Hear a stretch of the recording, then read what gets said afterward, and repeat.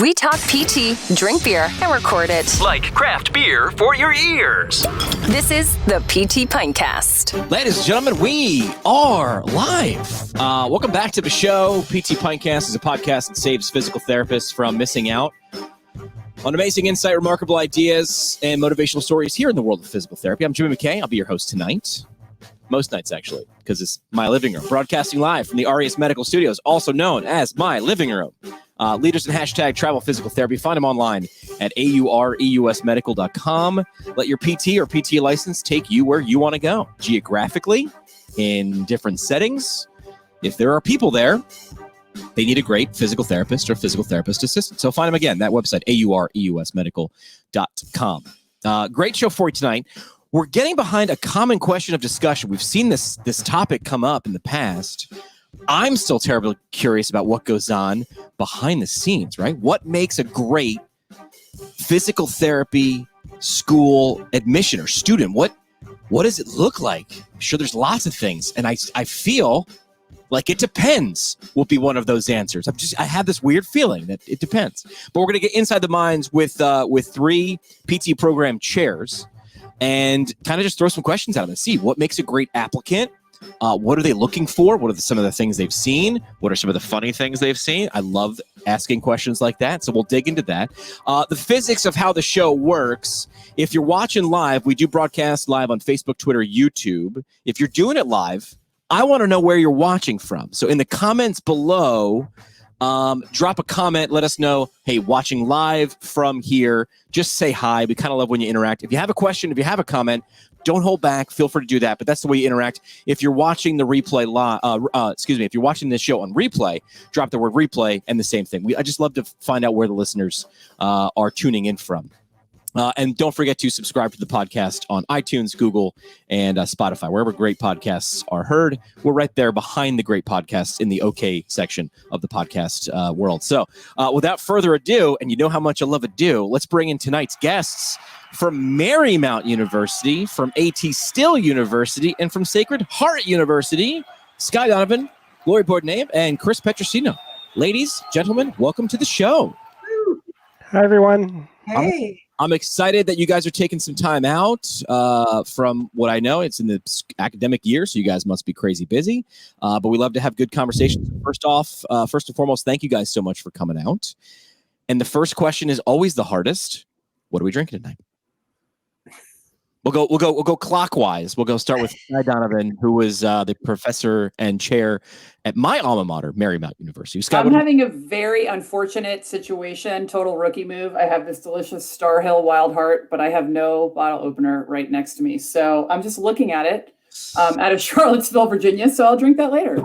All right. Okay. Well, maybe someone in your home, in your domicile is watching this live stream. I can text my 16-year-old son and say, bring me a bottle opener. I think that's an excellent parenting move. Totally do. All right. So you got some Star Hill. We'll go down to the bottom right-hand corner with Lori. What do you got? Okay. I'm drinking a Blue Moon tonight. I like that. From the bottle. And Chris, rounded out with you. What do you got? Yeah, I always go with the wheats, but this time I went with a New England IPA. It's a Too Juicy. Ooh. From Two Roads Brewery here in Connecticut.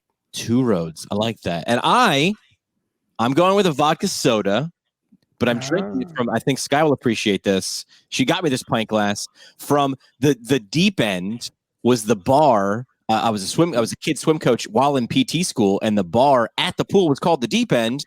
And this was the Deep End Appreciation Day, better known as Dead. So cheers to you guys. So cheers. Thanks so much for coming on the show and enjoying a drink with us. You. First round is brought to you by our friends at Owens Recovery Science. They are a single source for PTs looking for certification in personalized blood flow restriction rehabilitation training. BFR, as the cool kids are calling it these days. Find them online at owensrecoveryscience.com. Seen a lot of stuff going around with Alex Smith of the Washington football team, and his recovery after I think it was like an anniversary today, I believe. I saw Stefan Ubelson tweeting some stuff about it. Well, Johnny Owens and his team and BFR was part of that recovery. So kind of a cool twist on when to get physical therapy on a main stage. So yeah, their website, owensrecoveryscience.com. All right. So the show, I've had this kind of discussion. I think it's a great setup too, because we've got Skye Donovan. So you're the chair of Marymount, where I went to school. We've got Lori, chair of AT Still, And our producer, Juliet, that's where she goes to school, behind the scenes. And then also behind the scenes, current student, Bridget Nolan at Sacred Heart University. So we're really tying the things in. These are the giants upon the shoulders that we stand, right? Is that what we're saying? So the episode kind of came out of this, which is what makes a really, really good PT school applicant. And I feel like I tipped it off in the intro. It's going to depend. We want diversity. We want variability. So if someone asks you that, because when people find out what you do for a living, I'm sure you get this question. Let's go around the horn. How do you typically respond? Or what's your typical gut and go-to reaction? Skye, we'll go with you first.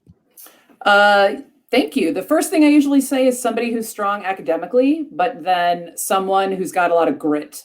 There's a lot of things that being just a graduate student in any field, doesn't even have to be health. There is a lot of situational stress that occurs, and someone that has a good emotional IQ and that can ask questions when they need to, admit when they don't understand something, and learn from their mistakes. I think those are, two things that really differentiate good students for me. Yeah. All right. So grit really being the resounding overall response from Skye. We'll go to Lori. What's your go-to response when someone says, "What's a good applicant? How can I be better? What's good mean?" So I would probably say all of those same things that Skye just talked about are really important. So being a good student, the programs are all academically challenging, so you have to be a good student. And also being able to kind of stick to something and persevere through something. I mean, right now that's huge, right? And so, but even in normal times, PT school is hard. I tell people that all the time. Hey, it's hard. And so I think that you have to be able to tolerate that. I also think that coming in and being passionate about it, and we see this all the time on applications. I want to help people, but I do think that having a passion for wanting to help people as a healthcare provider is probably really important too. Because if you kind of go into this thinking that you're going to make big bucks or that you're going to, I don't know. Do we not? You have to want to help individual people because that's what we do. Right. I like that a lot. I think you're getting a little further into the onion, and I appreciate it. Do you want to say hi to some people checking in from Ohio? We got Toby from Ohio State, Katie Sutton, another friend saying hi. We got Dunstan from New Jersey. All right, Chris, you've heard the lady's response. We got grit, strong academically, right? I think sort of when you get through some of these application processes, the academics are going to be something that you're measuring. Driven, passionate. What would you add to that? Yeah, those are a lot of things that we would pull in for sure. So that, especially the academic prepared, just ready to change gears too. So I'll throw that in there because you're going from undergraduate to a doctoral degree program. So, getting the mindset that you're in there not just to get grades anymore, but you're there to learn for a profession and actually apply what you're doing. And you're learning to take care of others. So as Lori had said, the care and compassion, we hear that all the time, but you have to have that academic preparedness too, that Skye had mentioned, and the grit that we were talking about. And those are, I think you're going to hear that echoing that between all of us about the grit and the emotional intelligence piece, the maturity, the ability to handle not just your own emotions, but to care for others during that time. Yeah. And we look for that in the application process. So, all right. So that's leading me to my next question, right? So I got the list. I'm taking notes still. I'm not reapplying to PT school anyway, but I feel like these things are just good to kind of be as a person, right? But you're trying to make sure that you can transmit. If you are this on paper, how do you bring that out? So we'll go around the horn again. Let me reshuffle the deck here so everybody knows what order they're going in. There we go. So how do you transmit these in? Because a lot of times it's, I know for Marymount, it was an application and then it was an in-person group and individual interview. And then I got to wait by the phone or the email inbox for a couple of weeks and hold my breath.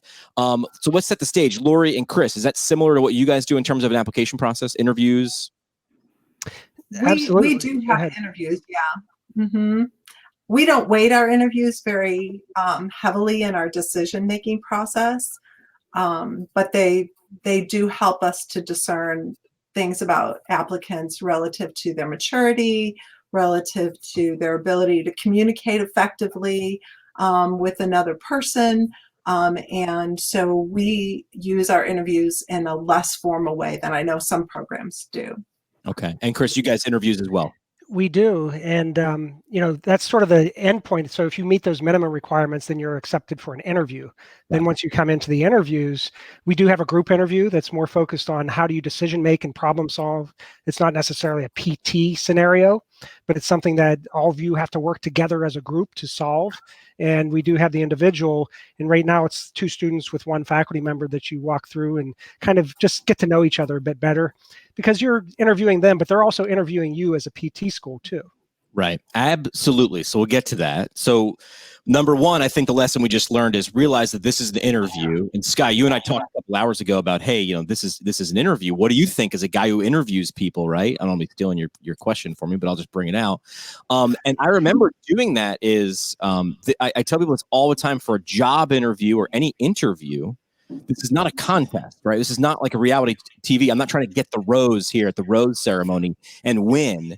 The goal is really to make sure that you give and receive information. So when you walk out of that room, if someone were to call and say, what was that school about? You'd have everything that you wanted to know asked, or should be answered by the person sitting across from you, and then respond well and be able to transmit these things via an interview, and bring them up in, I always say conversation, but narrative, right? I mean, that's probably the best way to do it, is how do you frame this in a story?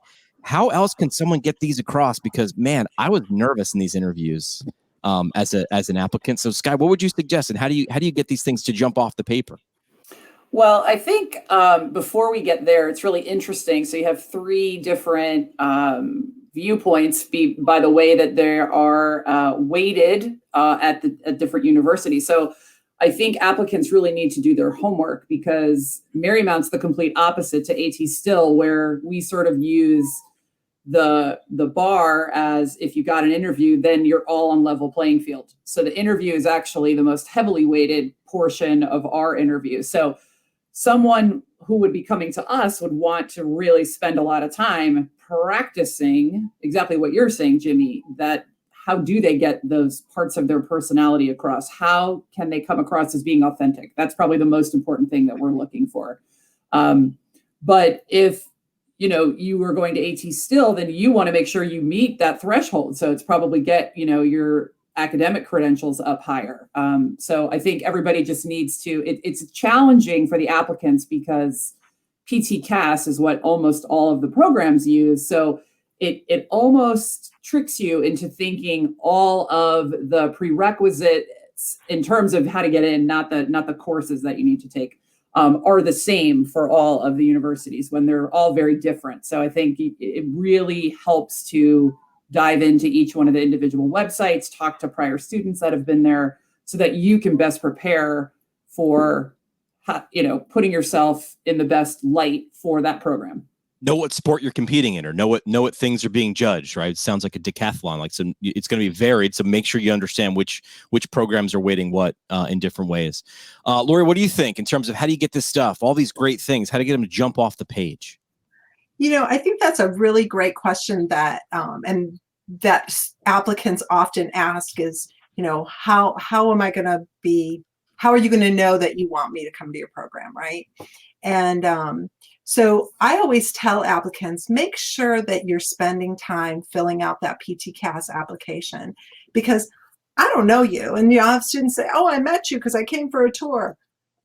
Okay, well, you and 20 other people. So, I don't really remember that. But make sure that what's on that paper really represents who you are as an applicant. And so my advice to applicants is make sure you put everything that you do, even if you don't think it applies to PT school, right? So maybe you were a room monitor at your church for some activity, and that was volunteerism that you did over the course of 4 or 5 years. Put it down. You might not think it's important, but maybe one of the programs that you're applying to does, because they look for someone to volunteer on a consistent basis within an organization. Maybe you worked at the Humane Society. You may not think that's important, but honestly, to me, anytime you engage with other human beings, is related to PT, right? Because that's what we do as PTs. So I always say put everything down. And one of the ways to make sure that you do that and that you have everything on that application that's pertinent is to find somebody who knows you, who loves you, and who wants you to go to PT school. And that may not be the same person. And it may not be who you think it is, but someone who knows you, loves you, and wants you to go to PT school, to look at your application before you click that submit button. Wow. And to say, is everything about me on there? If you read this, would you know something about me as a person? And I think that that's a really helpful strategy for applicants to use to make sure that paper represents them. Wow. Such a good idea. Oh, can we just turn down the... I'm hearing myself. I want to hear my once, never mind twice. But great idea, because if you can come across on paper, right? But what you put down, you're like, well, I said everything. How many times have we been caught there, right? Well, I said everything. Everything's on there. And it's actually not. Well, what about that big, gigantic service learning trip that you went on? Oh, yeah, you just assume everybody knows something. But a friend, somebody knows you well. Like, where's that major part of you? Where's that personality?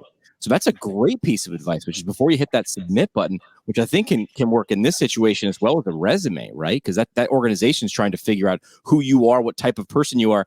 Having someone who maybe isn't even in the field, just who knows you well, and cares and says, hey, what about this? Gosh, that's such a great idea. All right, Chris, good luck following that.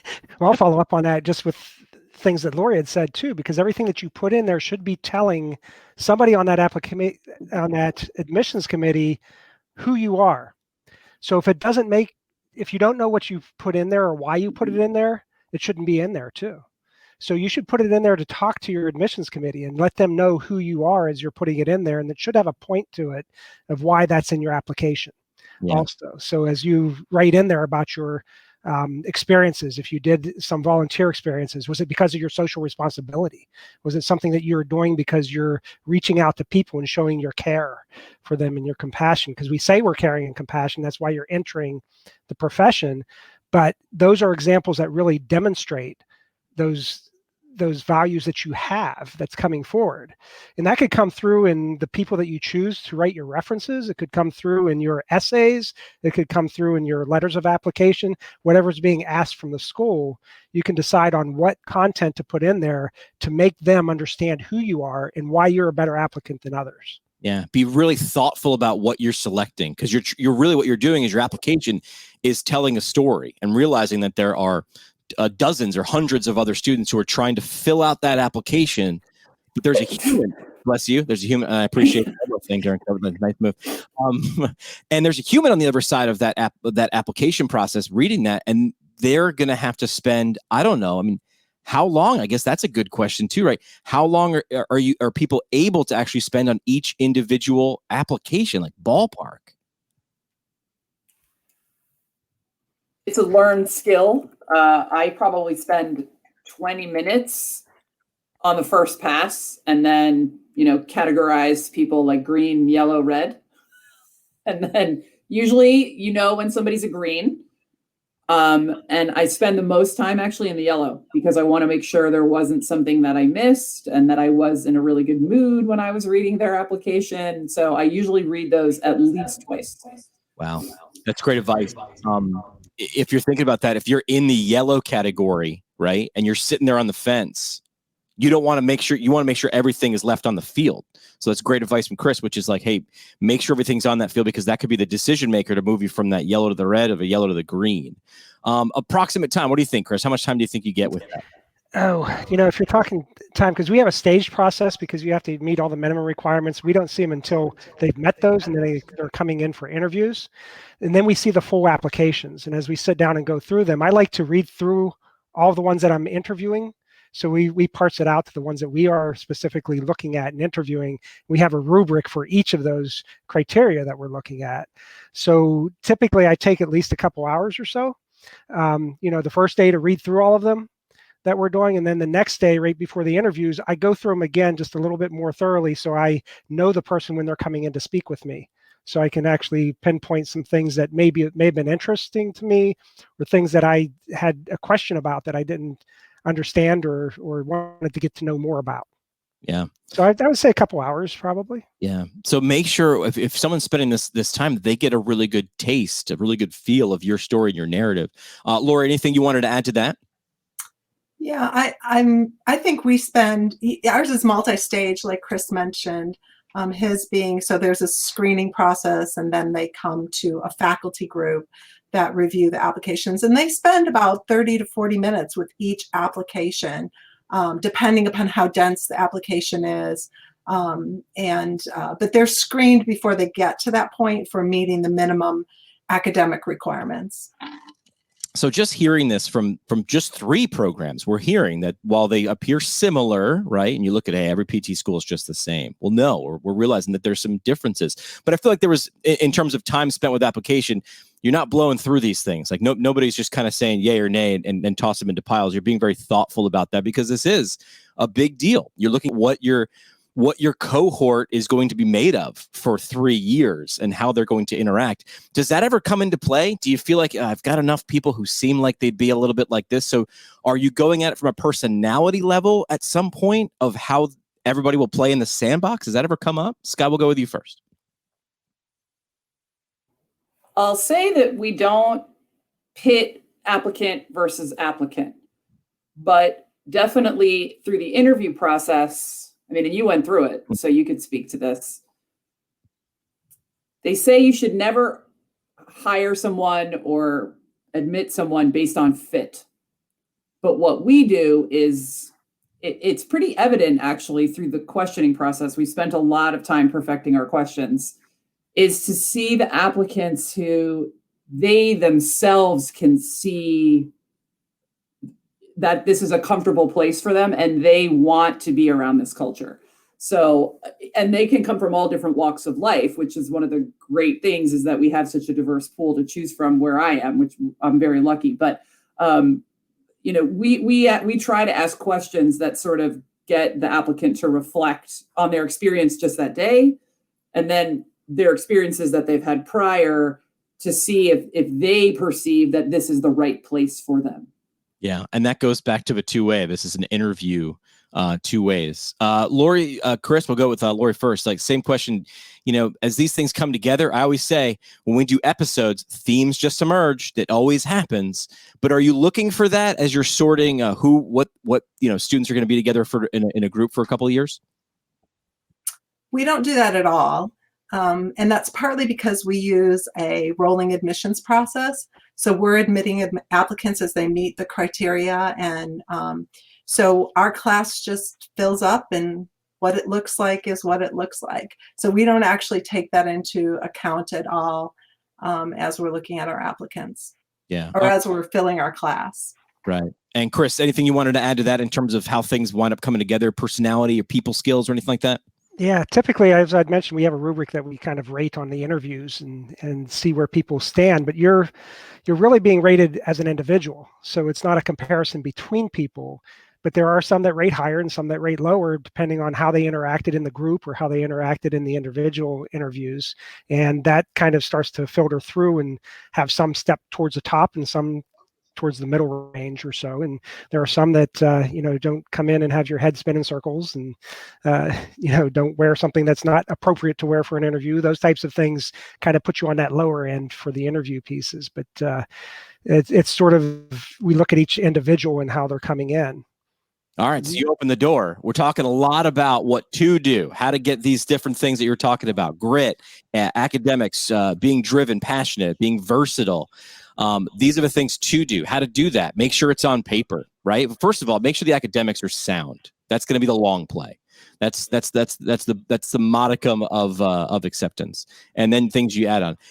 Chris opened the door there. What are some things that you don't want to do? What can you do right? And then all of a sudden you fumble on the one. Anybody have any? I'm guessing, Chris, you've seen some people wear things that are inappropriate. How would you define that? Short-cut blouses, things of that sort, something that you would not wear to an interview. So this is an interview that's a professional interview, and you're looking for a job, per se. Your job will be a student when you get here. So you have to look professionally. We've had individuals come in sweatshirts, and it's not appropriate. So, that's automatic. It drops them down to one of the lowest levels in the interview scores. So they have to be conscious enough to know that they need to be in a professional mode when they come in to interview. It's a professional program. You should act accordingly. Mm-hmm. Okay. All right. So that's kind of presentation in terms of dress and attitude. What's up, Skye Donovan? Anything that you've seen or experienced in this? I'm kind of tipping my hand there. Yeah, so I had a student that walked into my office for the interview, and they walked right in my door and said, "What's up, Skye Donovan?" And I was like, "What's up is that you just did not get into PT school." I didn't say that, of course, but I thought it. I've had a student, we serve food. I had a student eat his lunch during my interview, like put his plate on my desk and was like eating the entire time. I also really, this is a little controversial, but bringing your parents to the interview is also it sends the wrong message. So, we've actually had to establish a parent waiting room Wow. because that's been a trend for the past few years. But if you're showing that to the faculty, that's a little bit problematic because we're enrolling adults. So that tips your hand slightly if you bring your parents. I can say it. That was me. I brought my dad with me for the I didn't bring my dad with me. And we also have secret shoppers. So we have students that wander around the hallways who are there just to answer questions, but they are also there and they have little pads of paper. So they will report into us. So if you are on your cell phone the entire time while you're at an interview and you're supposed to be engaged and finding out about the program, that's also not a good showing. Look. Yeah, I was one of those secret shoppers a few times. And I remember hearing, prospective students kind of bragging about things or like, oh, this school isn't as good as this and that and everything. I was like, hey, man, you want to be here. Door opens either way, push or pull. Like, so you're definitely on the naughty list. But the walls have eyes. So pay attention. Lori, anything you could Yeah, we use our students that way too. And two sort of funny interview stories. We had a student who came to me after the interview was over, and apparently the interviewee had shown up late, like 10 or 15 minutes late for the interview, which, if you show up late and you're like, my car broke down, there was a terrible accident on the freeway, something like that, the people are going to be compassionate towards that. What she said to the student was, "Oh my gosh, I totally forgot about this." Well, then apparently it's not very important to you. So nice knowing you. Sort of like, "What's up, Skye Donovan? Nice knowing you." And then we had another student talking about dress. The student, try and find an iron. Like, that's not that complicated. Hang it in the shower or something. I don't know. But he showed up in a shirt that was sort of wrinkled and sat in the interview, sort of, slouched back and very a little too casual. And then later on, one of the students told me that he had hit on her during the tour part. And she goes, "I don't know if he's right for us, Dr. Bordenave." I said, "Yeah, I don't think so probably a bad signal right there." Yeah. We're focused on those things. A lot of professionalism. Chris, you got something to add? Yeah, Jimmy, just one of the things that you said too, and as we were hitting on this and the impression that they're making, this is like we treat our patients. As soon as you see them out in the parking lot and walking in the door, you start to analyze their gait. You have this perception of observation of who this person is, and then it gets reinforced or not as they come through the interview. And I think anybody coming to an interview, as soon as you enter that parking lot, you should be in interview mode. So no matter walking across the parking lot, if you're in there the whole time, you're interviewing with everyone. Your other applicants that are there, everybody, you're being watched, and we're seeing how you interact. All right. So we've mentioned faculty. We've mentioned other students, right? Current students being the eyes and ears. I know for a fact one of the most important aspects in terms of how to make a PT school run well is your staff. And I've heard some stories about prospective students mistreating staff, and that is a gigantic red flag. Have you guys experienced that before? Oh, yeah, all the time. And I honestly, if you mistreat the admissions staff or my administrative staff, that's a no for me. That's a big no for me. This is 101. Maybe I was tipped off on this early because my mom worked in administration, and if you want to make sure something doesn't get through to the person you're trying to communicate, anger the first person you see at the front door, and you will. It's going nowhere. In terms of interviews, one tip that I actually I totally forgot about until Skye and I were talking this afternoon. I wound up accidentally, I swear it was not on purpose, interviewing the alum, Megan Pohl, who was interviewing me for my one-on-one interview. Halfway through, I realized we're talking about her a lot, but she seems happy, so I'm going to keep going with that. By the time we walked out, I convinced her that she should sign up and run her first triathlon. And I figured I either hit a home run or struck out completely because we talked a lot about her. But I got in, so I don't think I shot myself in the foot. But as someone who interviews people for a living, making conversation about them, and the line I use a lot, which is if you want to appear interesting, be honestly interested. And that starts a conversation around whatever you have either in common or completely different. And that's a great conversation starter. If you want to leave an impression, that's the way to do it. Would you guys suggest something similar, or interview stories or strategies? Shocking that you tried to interview someone during your interview. Not even conscious. But here's how it happened. And I actually took flack for this from some people who I had review my resume. Was, why would you put triathlon, like on the bottom? I had, New York City marathon finisher and triathlon and, swim coach. And they're like, that's not professional. I was like, well, I had a few spaces at the bottom. And wouldn't you know it, most of the time when I'm on an interview, those are the things that get brought up, because a lot of the things at the top are, okay, you went to college. Got it. What did you major in? Now, I had a degree in journalism, which was kind of weird, and that stood out. So we talked about that for a minute. But then she went right to the bottom and picked out that triathlon thing. She's, you know what? I've always wanted to do that. My response of, when are we going to do that? Why haven't we done that just yet? And next thing you know, I'm the one asking the questions. But I guess I was memorable because I got into school. But it certainly made me feel better because I was the one asking the questions.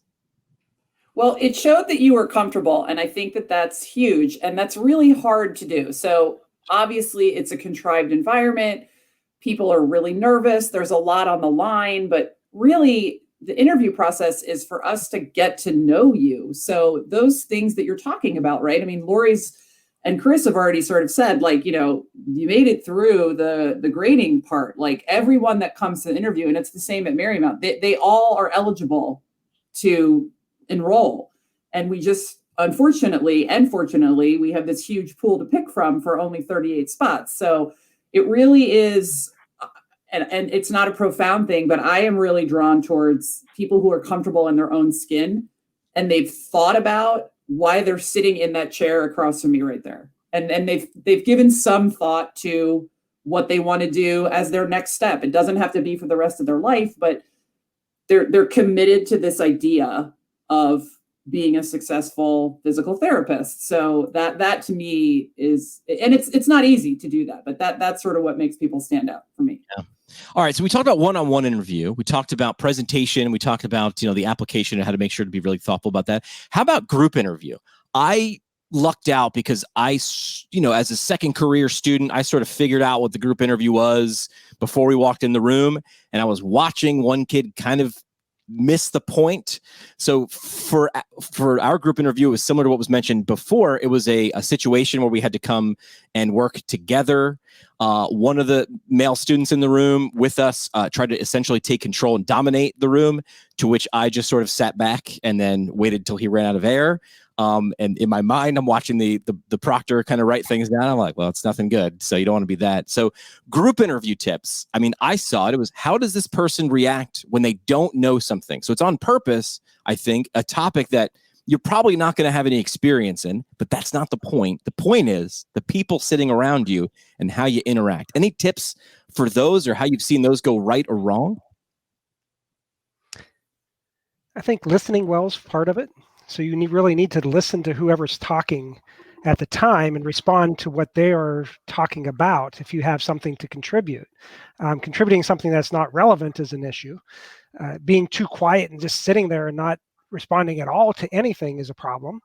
So what you have to be is collaborative and interactive in actually bringing points up. Sometimes it's like you had mentioned, Jimmy, there's somebody there that was just keeps talking and things of that sort. or what do you do to assist that individual afterwards, or what do you do to assist somebody that hasn't been chiming in? Right. To kind of bring everybody into the group. We're going to be professionals working into more the interdisciplinary collaborations in interprofessional education. So you really have to be able to talk to others. So that's part of it. In the interview, we're looking at that interaction piece. That's a really great viewpoint, Chris. Lori, what do you think about that? Would probably be a great way to do it on your group interview. Yeah, we've never done group interviews, so I don't have personal experience with that, but I think that idea, we have a Q&A afterward where there's a whole group of students in the space. And I really like when so-and-so, that person over there just said this. Can I tag on to that so that you can really see that they're listening and they're engaged with what's happening in the space. And I think that that's a really great aspect of an individual, that they're present in the moment, right? And recognizing other people and what they contributed instead of making it about me, it's about we. Yes. Yeah. And then not always like, here's how great I am, but wow, that was a really great point that person brought forward. Yeah. Thanks for sharing that. Yeah. You want to appear interesting, be honestly interested. Skye, what do you want to add? Marymount has the group interview aspect as well. Yeah, and we do it also so that the applicant, because we're a problem-based curriculum, so we also do it so the applicants can see this is what an actual class would be like, so they can make an informed decision. But, I just wanted to add that I echo everything that Lori and Chris have said. And I think it's really hard, and I'm not trying to be generational, but many of the students that are applying, it is a highly competitive process. So they're sort of ingrained to be highly competitive. And, we're saying be your authentic self, but to some people that translates into be the best you can. And if you poll a bunch of physical therapists, they're not a really uber competitive bunch, right? We're very collaborative. So it really does sort of stand out when you see someone who just comes in and dominates. And it really is a negative. But it's a learned skill. So I think, again, do your homework. And if you know that you're going to go through a group interview, it would make sense to participate in a panel and get feedback, right? I think that's another huge theme. And Chris brought it up with the application process is don't be afraid to ask people to review your materials. And I think, again, there's a lot of this ingrained competitiveness that people are really afraid to show their weaknesses. And that you're going to have weaknesses. We all do. So I think that's a really important part is if you do that sort of reflection piece and figure out where you need to sort of, finesse, that will help you in the interview. But yeah, the person who doesn't speak at all is sometimes better off than the person who comes in like a bull in a china shop. Coming in hot. Yeah, that's always difficult to recover from. So let's get really specific for these. And it hurts me every time I say this, unprecedented times. A lot of interviews are going to Skype or video using the technology you were using right here. What would you guys recommend if that is going to be your situation? Which can also make for some uncomfortableness, even if you're sitting in your living room. That's still a weird situation. Any advice for prospective students on a Skype or video interview? Well, remember, it's still an interview. And not only do you need to think about how you're presenting, right? And so, as all of us were preparing to come here this evening, we probably made sure that our hair was combed and, that, that we had on clothes. And but also, where is the space that you're going to be doing this? I mean, you guys already heard at one point my dogs came barreling down the stairs barking like wild animals, and I needed to mute myself. But can I be in an environment where that's not going to happen? Or maybe I want to say at the beginning, listen, I live by myself, I have a dog, I apologize preemptively for the fact that might happen, right? And thinking about where you are, right? So are you sitting in your living room with some strange poster behind you, or are you sitting in a space where, it's a little bit more new. So thinking about those sorts Sure. of things, don't make, everything we think about when we're doing any kind of video capture, what's the lighting like? Can they see your face? So those are, mechanics of things, but they can make a world of difference in how you come across in that interview. When they turn on the videos, when they turn on their video. Yeah. So really just focusing on environment, right? So I feel like the dress and the presentation of your physical body stays the same, if not similar, but also like understanding sound, light. I would add making sure that camera angle isn't directly, up your nose. So understanding where to position these things to best present yourself, so that person isn't thinking about, wow, that's a really weird poster behind. All of a sudden, they're thinking about that and not you. That's not what you want. Chris, go ahead. Oh no, and I was just going to say, I actually have no idea what I was going to say. That's okay. We'll come back. Sorry, We'll come Chris. back. We'll go to Chris next. Do you have any advice in terms of Skype? I'll probably say what I was going to say. Am I taking your thunder there, Lori? No, stay away.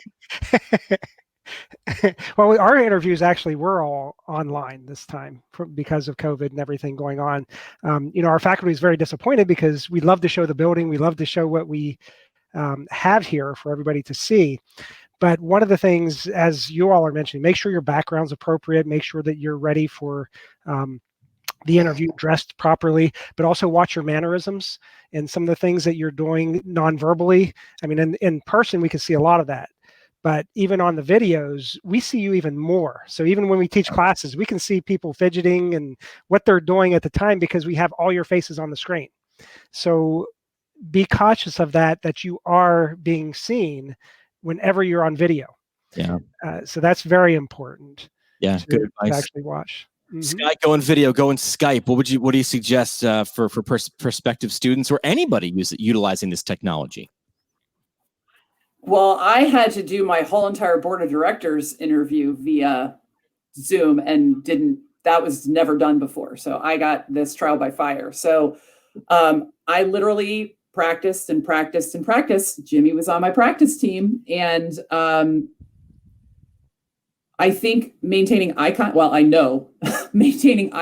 with the camera is challenging because you also want to look at who you're talking to, but a lot of times those don't match up. So just practicing with that. And again, that whole point of, not being fearful to ask for help. So, get your friend on Zoom and make sure that your audio quality is okay.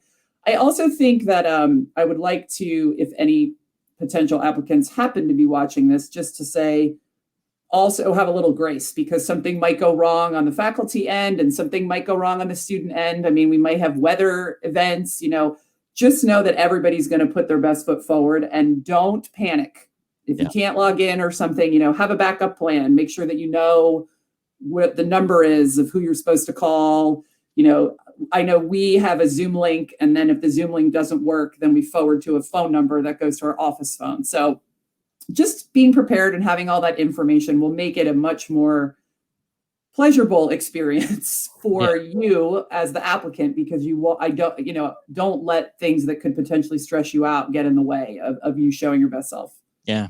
Boy Scout motto, be prepared, right? But you're bringing up some good points, which is understand how this medium is going to operate. What platform am I on? Just a couple of weeks ago, I was giving a presentation for the New England Virtual Conference, and I was like, "Great, what's the platform? Oh, it's online, virtual. No. I want to know the hardware. Are you using Zoom? GoToWebinar? Are we doing this? I haven't heard of yet. How do I share my screen? Like that might not be applicable for an interview, but it might. I don't know. So understand the physics of how this environment works, right? We had an audio issue a second ago. That happens. We roll with it. But had I not known how to use this equipment, I would have just had to eat it. But I know how to mute somebody's mic. So really being prepared with this new piece of equipment, because this is now in between you and the human that you are trying to give your best self to it and give it a great representation. And Jimmy, back to that point about the administrative staff, when something does go wrong, it's typically that person that you're calling to say something's gone wrong.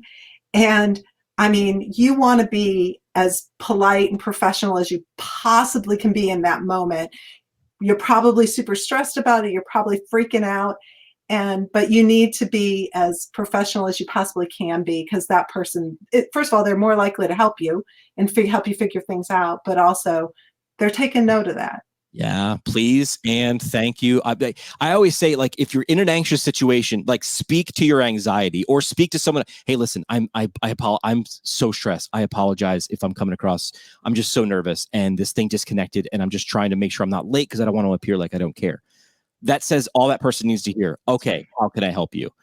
So yeah, making sure you're nice to people. Everything we needed to know, we covered in kindergarten. And realize that in the beginning too, from even when you're applying, you're working with some graduate admissions counselors and others. We get a report from them prior to entering into the phase where we do interviews. So they'll let us know if there's one to look for that might be a challenge for us because they weren't prepared enough, or they didn't look at the information and they asked quite a few questions. And it's not a problem to ask questions, right? But if it's something that you can glean off of the internet, or if it's something that you continuously come back, that gives us a sign that, well, maybe you're not preparing enough. You're not actually ready to get into an actual doctoral program because you're not doing your homework. Yeah. Even after I got into the program, and we're skipping ahead a little bit, but one of our administrative assistants, who was awesome, who's probably one of the reasons I graduated, Becca, I made sure, like, everything that I needed to get in, like all my shot records and my paperwork and this and that, I was like, whatever the deadline is, I'm going to be minus a week. So I'm going to get it in a week, because you never want to be that one fly in the ointment who's holding everything up, because for the next 3 years, that person can really help you, or maybe not, if you're not deserving of that help. I got one more major topic to come to, but we did get a really great question from Katie Sutton. Experience with PTAs applying to PT school? If so, any advice? So PTAs looking to make a transition to PT school. Any advice that you've seen? We've had a couple of PTAs go through our program, and honestly, I think that they present really well in their application. They really highlight your PTA experience, but also highlight why it is you want to transition to this higher level of education. What is your rationale? What is the reason that you're making this move? But my experience has been they've been great applicants and really amazing students. Yeah, you've got some really great specific narrative stories to draw from in your experience as a PTA. I mean, I'm going to say that it's probably going to be a really good applicant. Any Chris, Skye, any insight PTAs with the application to PT school? Yeah, everybody brings their talents to the table, and that's part of it. Then if you have that experience as a PTA, that will come out in your interviews and your comfort level with working with others and working with patients and those types of things. So that's something that you can optimize as you're practicing to get into interviews. And and if you're not a PTA, or if you don't have those other disciplines, you do have talents to bring. And that's what we're looking for too. But the PTA is very well prepared typically to come into programs. Yeah, I use this analogy so much. It's literally a Post-it note next to my computer, which is like, just what can you connect to the thing that you're talking about, right? If B is physical therapy, right? What is yours? Mine happened to be radio, or in my interview, it was, the sport of triathlon, because I found out that was something the other person wanted to talk about. I get super excited to talk about things. Shocker. So yeah, but I mean, man, a PTA applying to PT school, that's going to have some really specific and applicable stories, narratives, drives. Skye, anything you want to throw in here? Yeah, we've had some very successful candidates, and I can, echo what Lori said. What's really stood out during the application process, they are excellent students when they're in the curriculum, but if we're talking just about the application process, it's really about their narrative on, they are already doing patient care, so they know that they love that, and what are they looking for to propel themselves to this other level, right? So you want it to be deeper than, I want to make more money and be called doctor. So, and I have had, so just be prepared for that question. And I'm sure that you have an answer, but I think you would be foolish if you were a PTA candidate and you didn't think that you were going to get asked that in an interview. Yeah. That's great. All right. Last thing I want to bring up, I would be a bad podcast host if I didn't bring up something. We got, a member of the APTA board of directors here, right? So we got to tie everything to our professional organization. How can an applicant demonstrate APTA core values, and this is kind of like a tip, like maybe you should be bringing that up, right? How can an applicant best demonstrate some APTA core values through their application? Any suggestions that you guys would do there? Absolutely. I mean, first of all, learn what those are. What are the core values of the APTA? Get on the APTA website, look it up, and find out what those core values are. Then you can see one of them is accountability. We talked a lot about that already. And how are you accountable to get your information in to PTCAS or into our centralized application system is PTCAS, but into the program that you're applying to? Do you get it in on time? Do you have everything there? So that's part of the accountability piece. But we also have some things that you'll see with altruism. Okay, so altruism is how are you looking for helping the other more so than yourself at different points in time. That can come across in your resume or can come across in what you write in an essay or what you present in an interview. So if you walk down through each of those areas of the APTA core values and then look at your application and say, how does this apply to it? How did this apply to it? Because these are the core values of our profession that we all try to live by as we move through our profession as physical therapists. So I think it's a good thing to use that as a sort of a guide for you and how you're putting it in there and what's that telling your admissions committee. No wasted words, right? No wasted space, no wasted opportunity in terms of a question. Sometimes there's an essay question, but tying those core values in. Any different ways that you guys would want to chime in on, Skye, Lori, about bringing those core APTA values? Smart move, right? If you're thinking about it, it's your governing body of your profession. I would just say, I agree with Chris that spending time on the APTA website, just spend a little time there, peruse around, look and see what's there, have a little foundational understanding of PT. We're not expecting applicants to understand PT at the depth they will when they graduate, but you should have at least a basic understanding of where the profession is, where the professions come from, where the profession's going. And I think that the APTA website, core values, code of ethics, the professional standards, all of those things can really help you to have a little bit deeper understanding. Yeah, no pressure, Skye. But we're talking APTA core values and you're on the board of directors. So this one's teed up for you. Well, that was the essay question several years ago on PTCAS, was looking at the core values and how do you fit into those. And unfortunately, I read too many essays that people made up what a core value was. Oh, no. So, that could be a problem. I really agree with Lori in that we don't necessarily need our applicants to know every single thing there is about physical therapy. But if you go into your interview and you're talking about your own personal experience through physical therapy, that's valuable, but that's a very narrow view on things. So the more that you can learn about what you're about to embark on, right? Because I usually say to people, I'm like, congratulations, you made it this far in the process. That has been a lot of work for you. So, you should really want to dive into it. If you say you're passionate about it, you sort of have to prove to us that you're passionate about it.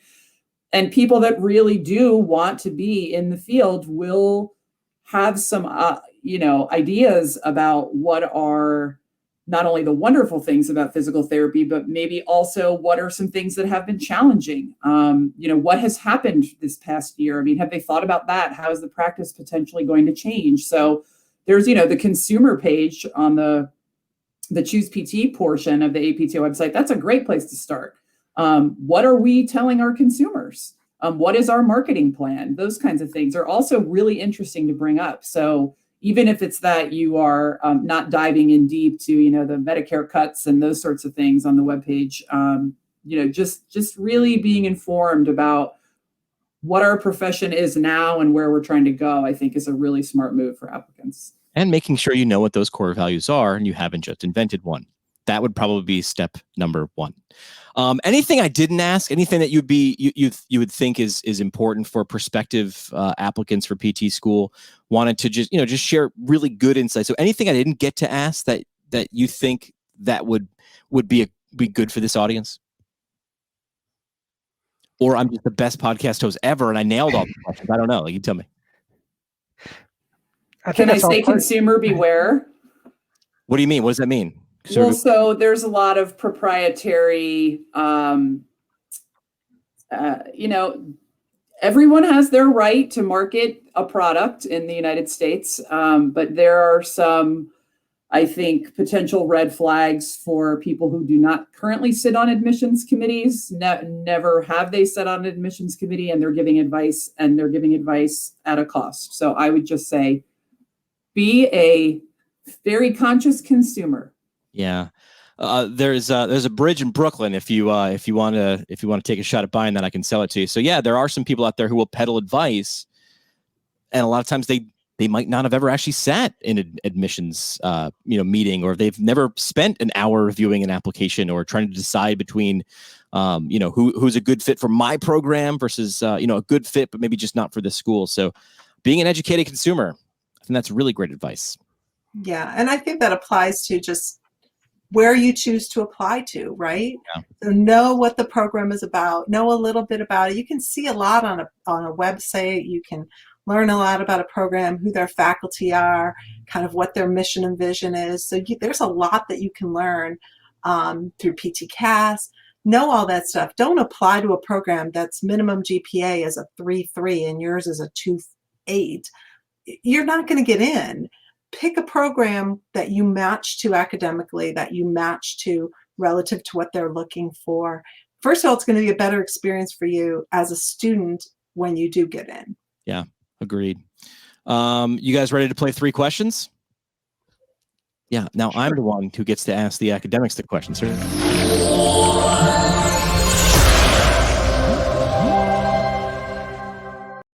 All right, 3 questions brought to you by our friends at Arias Medical Staffing. They are leaders in # travel physical therapy. Let your PTA degree, or licenses, take you where you want to go.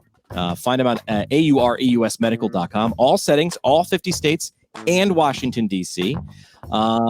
Just see what they have to offer. See what's available. See where there is a need. Again, aureusmedical.com. Let's start with Skye, and we'll go around the horn. First question is a where question. Once it is safe to be free and move about the country, Skye, where in the 50 are you going?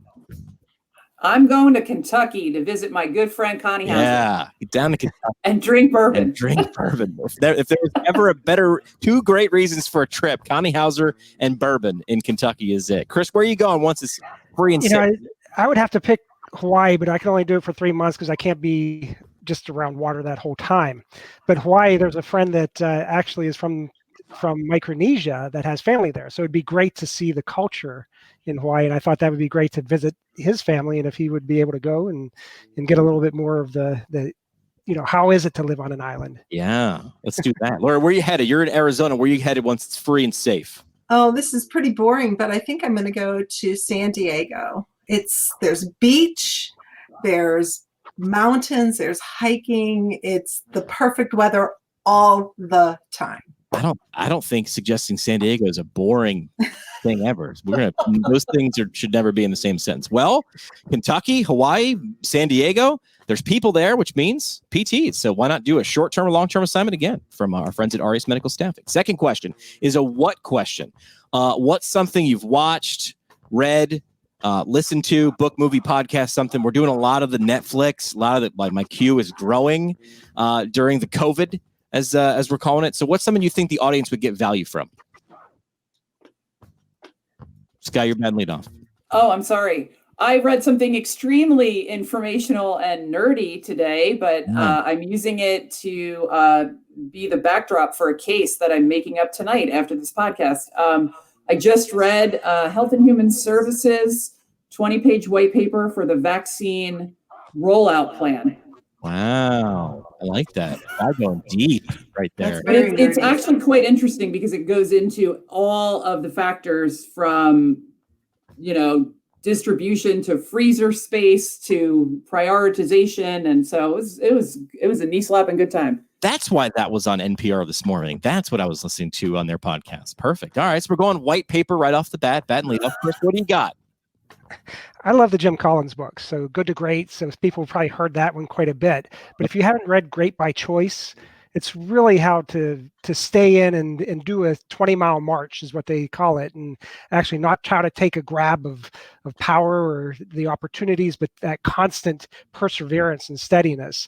But I did want to let our audience know too, because this is something that Skye had mentioned in Grit. Angela Duckworth's book on grit is something that our audience should take a look at too, because it has a lot of good information.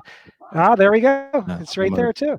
Now, all these are based on research. Yep. You know, the Jim Collins books are based on research, Angela Duckworth's books based on research, but it really gives you some insight to actually self-help or bettering yourself. All right, Lori, book, movie, podcast. What's something you think the audience would get value from? Oh, there we go. I'm currently reading Brene Brown's Dare to Lead, and I really, really like that a lot. I hadn't read that until now, and I'm really enjoying her framework. And again, another leadership book that's based on research. So there you go. And but honestly, my favorite leadership book, although maybe Brene is going to become my favorite leadership book, I don't know, is Coos and Posner, The Leadership Challenge. That's my favorite. I love it. See, this is the reason I do this is completely selfish for 3 questions. I'm just building up my reading queue or my Netflix queue or my podcast list, whatever. Last question. We start now with people. Who is someone the audience should know more about? We'll go with Skye first.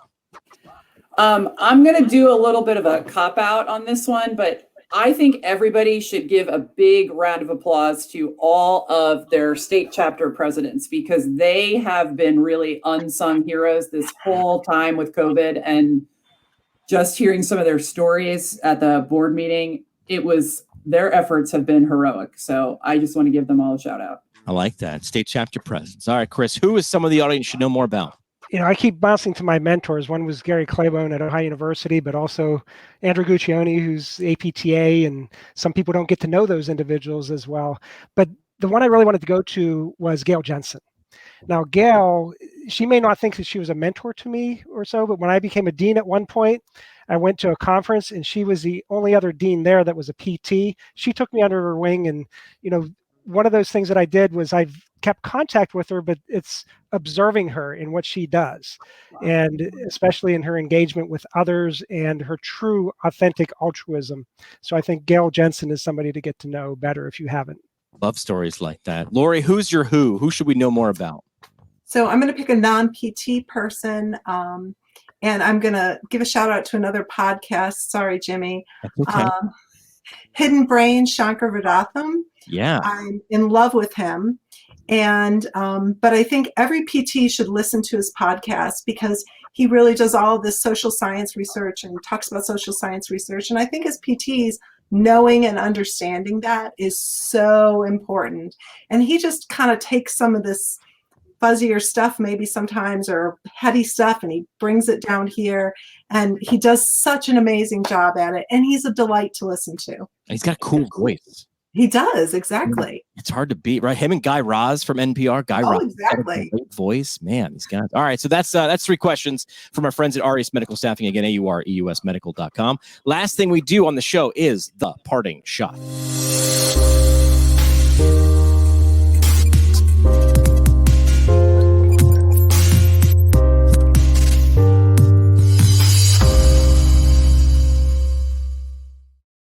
Parting Shot is brought to you by our friends from the Academy of Orthopedic Physical Therapy. Find them online at orthopt.org. ISCs, that's independent study courses. They've got current concepts of orthopedic physical therapy. If you're sitting around saying, hey, an OCS, where do I even start? Start there. Just start with the reading list alone for current concepts of orthopedic physical therapy. You might get a little bit of a wrist injury just from scrolling, because it is dense. But that's what you need. Also, some new courses out right now. The Running Athlete. A lot of people during COVID were picking up those running shoes. And if they're going to start to come into your practice, and maybe you want to bone up on that, the Running Athlete. And then they went super micro, tissue tolerance. So find those available now at orthopt.org. So parting shot is your last chance for a mic drop moment. What do you want to leave with the audience? We'll go reverse. We'll go Lori first. Oh, dang. What do you want to leave with the audience? We'll focus on the audience today, really. People considering or going through the application process. What's a sentiment or one piece of advice you'd want to make sure that they held close to their heart? Everybody has a story. Everybody. Know your story. tell your story. And I think that will make you genuine and really get you further by telling that story. Everybody has a story. It's sure going to make you stand out too. It'll make you memorable. And as we really found out tonight, there's a lot of people who apply to PT school with a lot of these characteristics. Let's help you stand out, and that's it. Tell your story. Chris, parting shot. What do you want to leave? Optimize your talents. You have a lot of talents to bring to the table. You have to be academically capable with that passion and grit that we talked about. We know that you're caring individuals since you're looking into a health profession, but what you need to do is look at what your talents are and bring that to the table. Yeah. Just connect the dots, right? A to B. What can you bring to this profession? Because the profession will benefit. The profession, the program, your patients, your colleagues. If you bring that into the profession, we're going to benefit. Skye, you've done a bunch of parting shots before. You've been on the show a few times. What do you got for this particular audience, though? Well, I got to go with my favorite philosopher. Yes. Yoda. And Phantom Menace, he says, fear is the path to the dark side. So, I like to say, don't let fear paralyze you, but Yoda says it better. So don't be afraid of showing your true self in the interview. Be prepared, but don't be afraid, and try not to let fear overcome your ability to shine. Yeah. Leave it with Yoda. And Baby Yoda is now in space as of today. We saw that, right? Just before we went on the air, we found out that one of the astronauts actually brought a baby Yoda to space. Now Yoda is truly interstellar. Lori, Chris, Skye, appreciate your time and giving us this quality insight. Good information to combat maybe some of the bad or the shady out there. Make sure you drop those questions or comments in if you're watching or listening to this in the aftermath. But we want to say thank you guys for coming on here and sharing some insight that you guys have earned working with PT programs around the country. Thank you so much. Thank you. Love the PT Pinecast? Yes. Support the show by telling a friend or by leaving a review on iTunes or Google Play. All right, show today brought to you by the Brooks Institute of Higher Learning, an innovator in providing advanced post-professional education. Brooks IHL offering continuing education courses in numerous specialty areas, 6 PT residency programs, and OMPT fellowship, as well as challenging but rewarding internships. The IHL specializes in the translation of information from evidence to patient management. Learn what they can do for you to support your professional development at brooksihl.org. Our home on the internet. PTPintcast.com. Created by Build PT. Build PT provides marketing services specifically for private practice PTs. From website development and hosting to providing content marketing solutions for PT clinics across the country. See what Build PT can do for you today at buildpt.com. The PT Pinecast is a product of PT Pinecast LLC. It's poured fresh by me, physical therapist Jimmy McKay. Ingredients are sourced by our Chief Connections Officer, Skye Donovan from Marymount University. And it's brewed fresh by producer and physical therapist Juliet Dassinger. And by producer and creator, second-year PT student Bridget Nolan from Sacred Heart University. PT Pintcast is a podcast that saves physical therapists from missing out on amazing insight, remarkable ideas, and motivational stories. Make sure to follow us online at PT Pintcast and subscribe on iTunes, Spotify, or Google Podcasts. I absolutely love it. Love you. It's awesome. Thanks so much for listening. And if you found value in the show, all we ask is that you tell a friend. This has been another pour from the PT Pinecast. The PT Pinecast is intended for educational purposes only. No clinical decision-making should be based solely on one source. While care is taken to ensure accuracy, factual errors can be present. More on the show at ptpinecast.com.